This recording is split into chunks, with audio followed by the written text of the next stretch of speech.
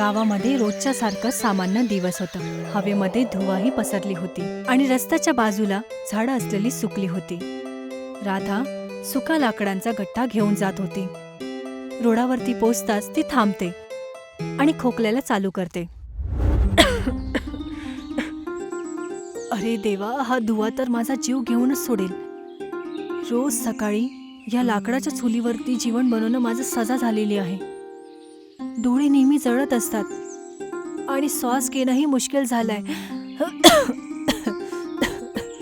राधा काही वेळपर्यंत खोकलतच राहते आणि मग आपल्या पदराने तोंड झाकून कर तिथून निघून जाते.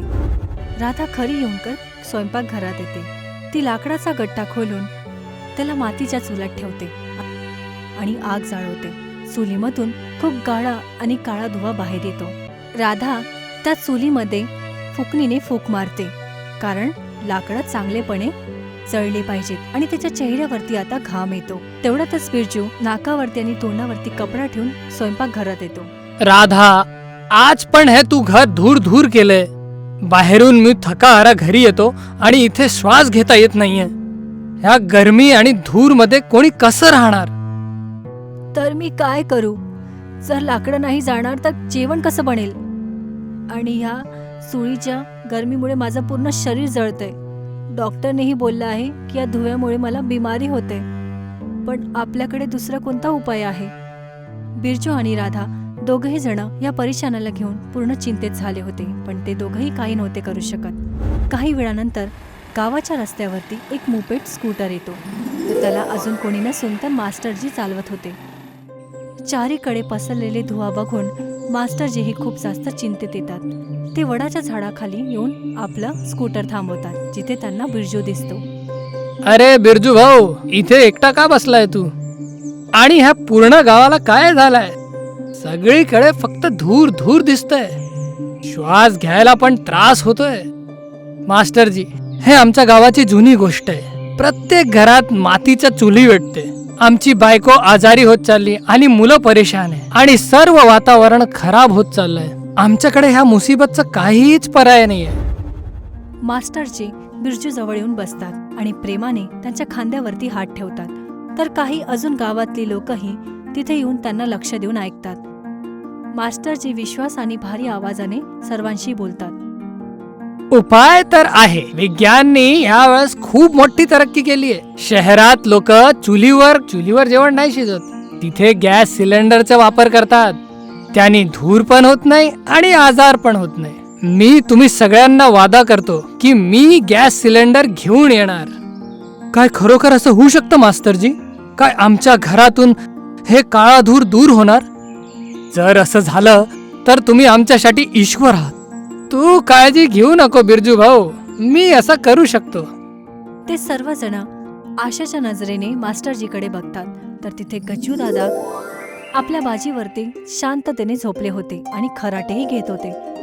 तर जवळच असलेल्या एक पतलेशा रस्सीने एक लोह्याचा हातोडा बांधलेला होता आणि त्या रस्सीच्या खाली जळत असलेली मोमबत्ती त्याला हळूहळू वितळवत होती. तर काही वेळानंतर रस्सी तुटते आणि हातोडा एक छोट्याशा लिव्हरवरती पडतो आणि दुसरीकडे असलेली एकदम टोकदार पिन गज्जू दादाला लागते.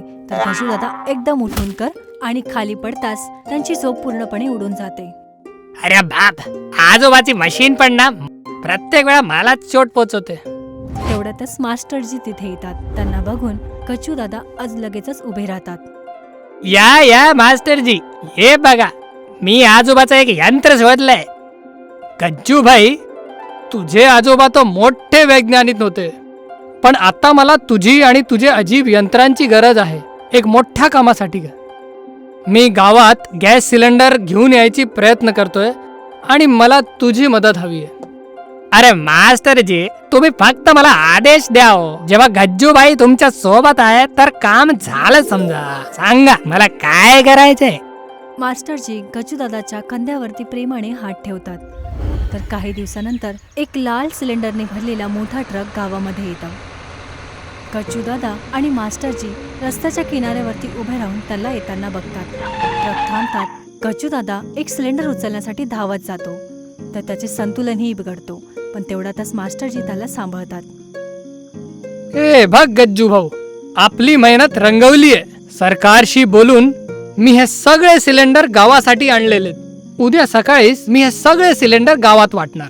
अरे वा मास्तरजी, हे लाल डबे तर खूपच छान आहे. उद्या सकाळी जेव्हा गावातले लोक याला बघणार तर खूपच खुश होणार. पण आज रात्री याला जपून ठेवणारच ना. मी स्वतः याची रखवाली करणार.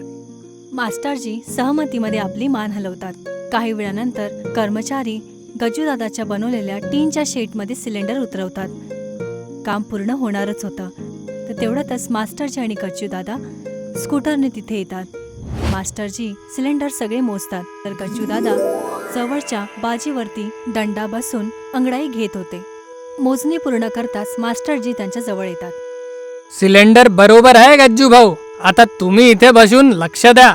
मी घरी जाऊन जरा आराम करतो. उद्या सकाळीच आपल्याला लवकर उठून काम सुरू करायचं आहे. तुम्ही काळजी नका करू मास्तरजी. गज्जू भाऊ इथे बसला असेल तर एकही सिलेंडर इथून हलणार नाही. कोणी पक्षी पण इथे पर नाही हलवणार. मास्टरजी गजूदादाला बघून हास्य देतात आणि काही वेळानंतर तिथून निघून जातात.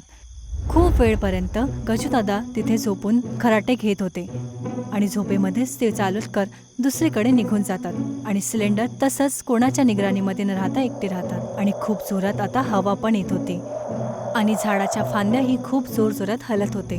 तर तेवढ्यातच खूप जोरात मोठा पाऊस येतो आणि गावाच्या गळीमध्येही पाणी भरायला लागलं आणि खूप जोरात वाहत्या पाण्यामध्ये ते पाणी सिलेंडरला पूर्णपणे टकरवतं आणि बघता सिलेंडर त्या पाण्यामध्ये व्हायला चालू होते. दुसऱ्या सकाळी पाऊस थांबतो आणि सूर्य उगवतो.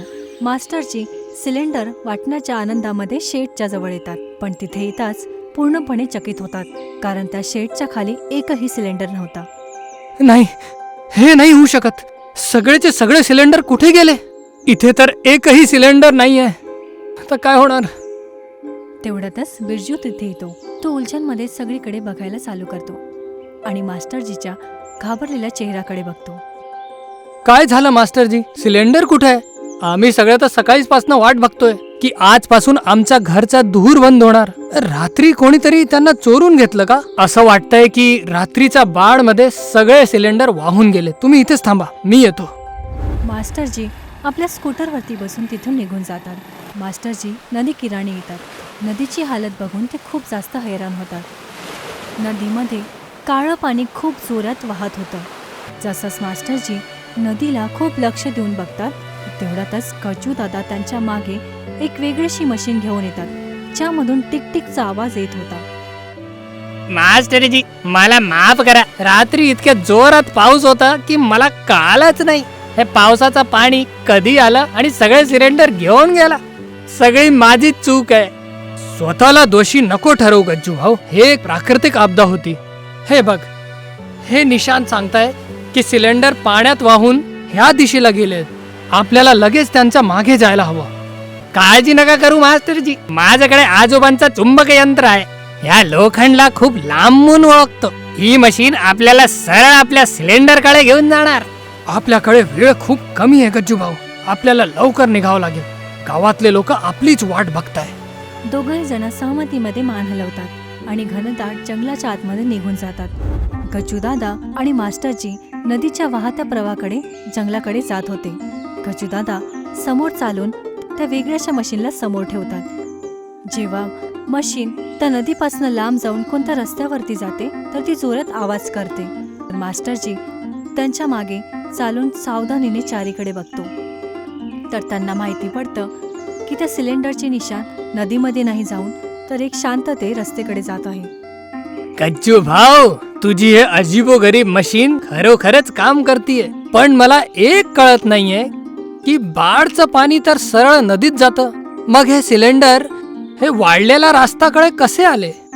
मास्टरजी, आजोबांची मशीन कधीच चूक करत नाही. हे जितके जोराने आवाज करते असं वाटतंय की लोखंड इथेच जवळ आहे. पुढे काहीतरी राज आहे याच्यात. चला आपण पुढे निघायचं. मास्टरजी आणि गजूदादा सहमतीमध्ये मान हलवतात आणि नदीच्या समोरच्या घनदाट जंगलामध्ये आपला रस्ता बदलून देतात. गजूदादा आणि मास्टरजी चालतच जंगलाच्या आतमध्ये जातात. तर समोरचा नजारा बघून त्यांचे डोळे एकदम पसरून जातात. तर तिथे एक खूप मोठा आणि तुटलेला आणि मोठा गोदाम उभा होता. तो जंगली बेले आणि लाकडांनी ढाकलेला होता. त्याचे लाकडाचे दरवाजे बंद होते, पण तुटलेले दिसत होते. जसंच ते आतमध्ये जातात, कचूदादाची मशीन खूप जोरात आवाज करते. तो लगेचच ती मशीन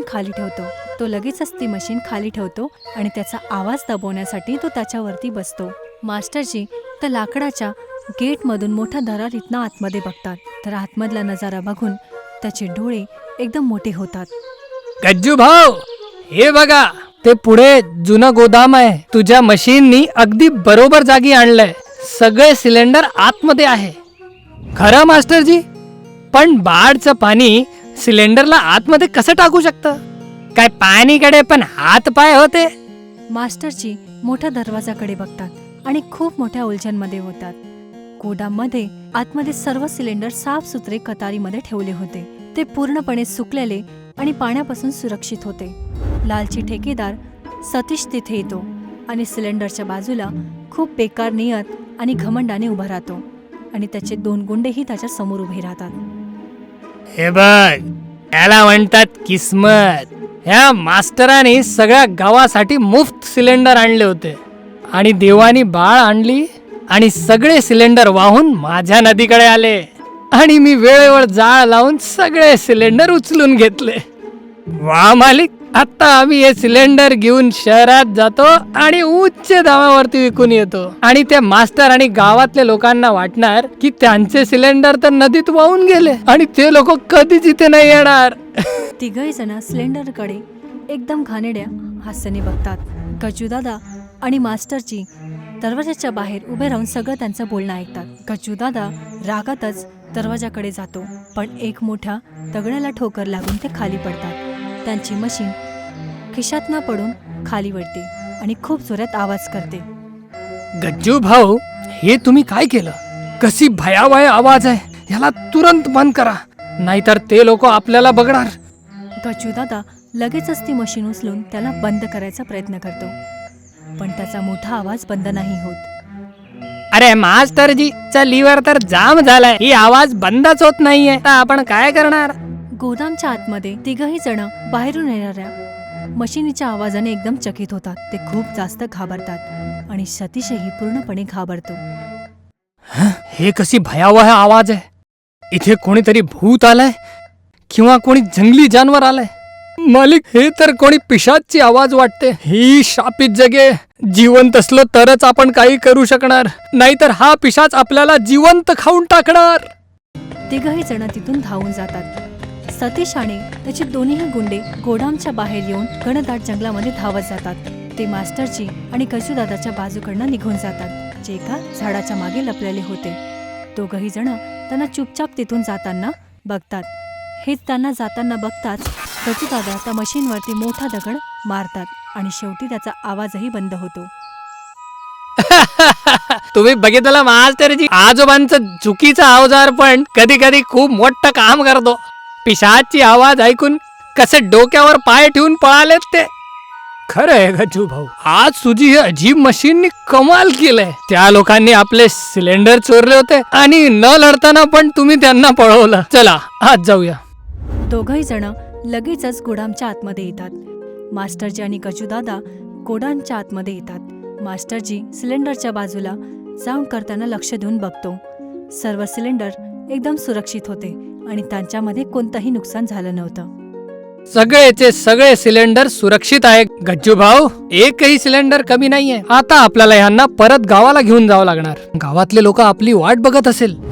गोदामच्या जवळ असलेल्या गजूदादाची नजर गोदामच्या बाजूला असलेल्या एका लाकडी ठेला गाडीवरती, ज्याला सतीशने चोरीचे सिलेंडर घेऊन जाण्यासाठी आणलं होतं.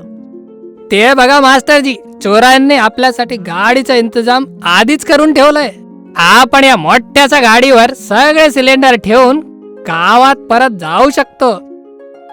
दोघही जण सिलेंडरांना त्या ठेला गाडीवरती ठेवायचा प्रयत्न, तर तेवढ्यातच त्यांना मागून टाळी वाजवण्याचा आवाज येतो. तर ते मागे वळून बघतात, तर तेवढ्यातच सतीश तिथे आपल्या दोन्ही गुंडांना घेऊन उभा होता. वा गज्जू भाऊ, वा, मानावं लागेल. तुझ्या हे मशिनीनं आम्हाला उगीच डरवलं. हा, अजून नाही तर का, यासाठी तर तुम्हाला पुरस्कार व्हायला पाहिजे. सतीश भाऊचा पुरस्कार. हे बघ सतीश, जे तू करतोय ना ते जुर्म आहे. मी तुला असं कधीच करू देणार नाही. हो का? आणि मला कोण थांबवणार? गज्जू दादा समोर जाऊन मास्टरजीच्या समोर उभे राहतात. मे सतीश आपल्या दोन्ही गुंडांना इशारा करतात गज्जूदादाशी भांडण करण्यासाठी. दोन्ही गुंडे गज्जूदादा कडे धावत जातात आणि गज्जूदादाही पूर्ण आत्मविश्वासाने त्यांच्याकडे धावत येतो. पण